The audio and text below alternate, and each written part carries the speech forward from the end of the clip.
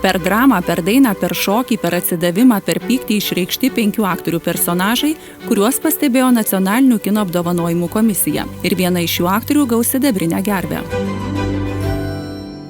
Viņam nevajadzēja tev to teikt. Tu joko? Viņam sen to vajadzēja man pateikt. Bet tā nav Normunda darīšana. Mano personažas, realus žmogus, Latvijos kultūros publicisto, poeto, vertėjo, kuris vertė ir lietuvių poezijos, Knuto Skujenieks žmona. Dovilė Šilkaitytė, vaidinusi filme Mano laisvė, nuoširdžiai sako, kad vieną dalyką labai norėtų iš savo personažės išmokti. Taip stipriai visur ir visada palaikyti sutuoktinį. O ji, man atrodo, yra ta tokia savo vyro kaip ir šešėlyje, bet iš esmės labai daug turi stiprybės ir labai daug padeda jam. באמת, איסה, אתה לא חושב שכדאי שנדע על המשפחה שלי לפני שאנחנו עושים ילד משלנו? Sidabrinę gervę pretenduoja laimėti Izraelio televizijos ir kino aktorė Hada Ratson Rotem už vaidmenį filme 5,5 meilės istorijos viename Vilniaus bute. Filmo herojai į Vilnių atvyksta ieškoti savo šeimos šaknų, tačiau greitai supranta, kad jai teks spręsti ne praeities, o šių dienų problemas. תגידי, איזה גבר עומד בצד ולא עושה כלום? Filmo režisierius Tomas Vengris apie Hadar sako, kad tai aktorė sugebanti lankščiai įnerti į filmo scenas. Jos atsidavimą savo darbui režisierius palygino su auksu. Tame pačiame filme 5,5 meilės istorijos viename Vilniaus bute filmavosi ir Ieva Andrejevaitė. Filmo režisierius Tomas Vengris prisimena, kad Ieva į filmavimo aikštelę įnešė daug stiprių idėjų bei entuziastingai atsidavė vaidmeniui. O Dieve, kokios mažytės. You have a kid.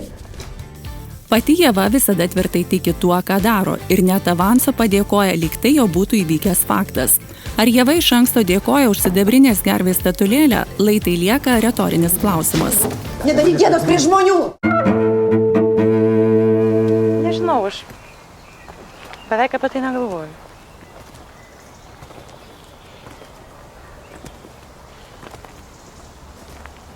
Niekada nesijaučiu vieniša. Filme tu man nieko neprimeni, kūriau Viktorijos vaidmenį ir labai norėjau, kad Viktorija būtų toks žmogus, kuris tiesiog žvelgia į gyvenimą, į situacijas su tokia švaria mintim ir švariu žvilgsniu.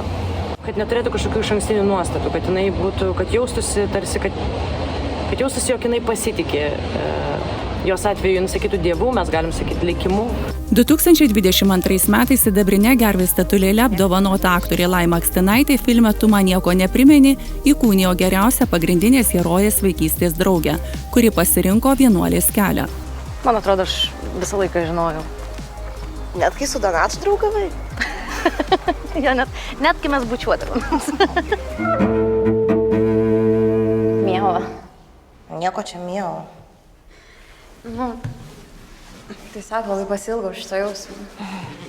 Ne tu viena. Tėvukas irgi. Dar viena filmo Tu man nieko neprimeni aktorė taip pat pretenduoja į sidabrinę gervę. Tai Ugnė Šiaučiūnaitė. Jos herojė Julija yra šokėja ir pagrindinės veikėjos draugė. Labai noriu pasidžiaugti už visus nominantus. Labai džiaugiuosi, kad esu nominuota būtent už šį vaidmenį. Nes šito vaidmens pagrindas yra ne tekstas, kaip mums yra įprasta, o judesys. Ir labai džiaugiuosi, kad turėjau galimybę kurti būtent tokį vaidmenį. Ir labai džiaugiuosi, kad su tokia nuostabia komanda, nuostabia režisierė. Ačiū visiems.